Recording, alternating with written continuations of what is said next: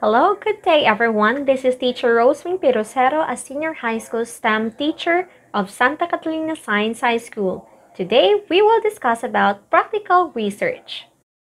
What do you mean by research? It is a systematic approach to solving a problem that employs all available resources to arrive at the most reliable conclusions and generalizations, which are typically based on empirical evidence, according to Adanza, Bermudo, and Resunabe, 2009. There are two types of research. We have quantitative research and qualitative research. Quantitative research, this type of study necessitates data collection. As a result, it provides numerical types of study results relating to the amount or frequency of something, for example, percentages, fractions, and others. For qualitative research, this type of research necessitates non-numerical data, which means that the findings or inquiry about people's opinions, beliefs, emotions, views, and lifestyles about the study subject are expressed in words rather than numbers. These are the guidelines in choosing a research topic. Interest in the subject matter. If you do not like the topic, then there is no reason for you to continue the study. Interest in the subject matter should be considered in order to finish it. Availability of information is very important since this will serve as your guide in conducting your study. For example, STEM students are required to follow the standard methods in conducting experiments. These standard methods are based from the study of previous experiments or study. If this is not available, then it will be difficult to justify the methods used. Timeliness and relevance of the topic. Issues concerning the environment and diseases are always relevant in the community. Limitations on the subject. There are cases when a certain subject of the study may be limited through number of population in the case of qualitative research, where you conduct interviews. Or maybe a human participant and animals need permission to be involved in the study. The ethical guidelines must be strictly followed. Personal resources. As a student, one should consider one's resources. This means that you have to think of a research study that is not exhausting your pockets or your parents. Sustainability and of course novelty must be noted to avoid plagiarism. The following are the parts of a research proposal. Take note that we have chapter 1, 2, 3, and 4. 3 and 4 will be discussed later. Chapter 1 is the problem and its scope. It consists of the rationale and research gap, statement of the problem, significance of the study, scope and limitation, definition of terms, theoretical framework, conceptual framework, review of related literature and studies. Chapter 2 is the methodology. It consists of research design, research environment, research respondents, research instruments, methods of data collection, and data analysis procedure. So how to get started with research? First, we have to think of a research problem. And next is the research topic. When you have the research topic, you may continue to write your general research objectives and the specific research questions. Now, let us go over to the different parts of the research paper. We have the first one, the title. A title should clearly and, if possible, stylishly summarize the manuscript's main concept. It should be a succinct statement of the key subject, identifying the variables or theoretical problems under investigation as well as their relationship. We have the following example. Effectiveness of the aqueous extracts of the leaves of Psyllium guava as biopreservatives of bananas and tomatoes. Chapter 1. The problem and its scope. This is where the introduction is found. In writing the introduction, consider the following questions.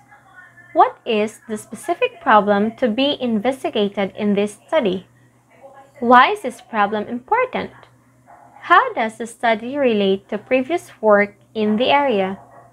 If other aspects of this study have been reported previously, how does this present study differ from and build on the earlier study? What is the research gap that you are trying to fill in? Next is the statement of the problem. This section establishes the research overall direction and material. By breaking down the big issue into smaller or restricted problems, it can be made more precise and understandable.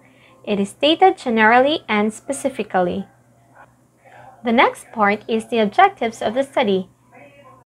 Remember that hypothesis is a speculative approach to a specific problem that can be accepted or dismissed based on the truth. It is the prediction of one variable's behavior based on the behavior of another. The significance of the study, the fact that a subject is interesting or valuable, is one of the most important factors to consider when choosing a topic. Scope and the limitations of the study. It specifies the study's scope and coverage. It specifies the time frame for the analysis, the materials and equipment to be used, the study's subject or sample, the technique, and the statistical treatment to be used. The review of related literature and studies is a summary of what's been written on a subject by previous scholars and writers in relation to the topic you'd like to investigate. It's a type of account that aims to communicate the information and ideas that have been built in a particular subject. The following are the samples of paragraph openings. These are the sample transitional devices that you may use in writing your research paper in the review of related literature and studies. Also, you have the sample active verbs. Let's move on to Chapter 2, the research methodology. Research design, research subjects, materials and equipment, procedures, and statistical treatment of data is found in research methodology. The research design, this section discusses the analysis method you'll use in your report. It doesn't matter whether it's quantitative or qualitative, whether descriptive or experimental if quantitative. The research subjects. This refers to the person, plant, animal, insect, and other being who will act as data sources. The materials and equipment. For all materials used, the exact technical requirements, quantities, and source of method of preparation should be given.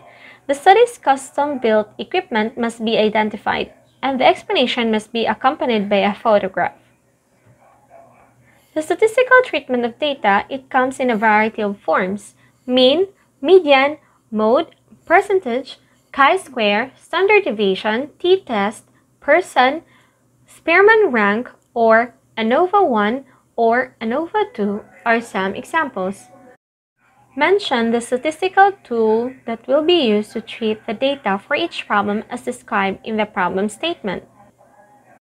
STEM-related issues concerns the experimental method, which is regarded as the most utilitarian, prestigious, and sophisticated method in the sense that it consistently brings important new knowledge to the fore and ushers advanced information, especially in the area of quality of life. It's a cause and effect study that implies advanced statistical techniques. The next portions are Chapter 3, Results and Discussion, and Chapter 4, Summary of Findings, Conclusions, and Recommendations. In Chapter 3, the Results and Discussion, all research reports must provide accurate, impartial, full, and informative reporting of data analytic care. The accuracy and responsible reporting of research study results must always be the responsibility of research scientists. You are now in a position to assess and interpret the findings after they have been presented. Examine, analyze, and qualify the findings as well as draw inferences and conclusions from them in this section. Chapter 4, Summary of Findings, Conclusions, and Recommendation. This includes the summary and your conclusion of the study. Consider your objectives when writing this part. That is all about the brief discussion of the different parts of a research paper. I hope you learned something. Thank you. Have a great day. Bye-bye.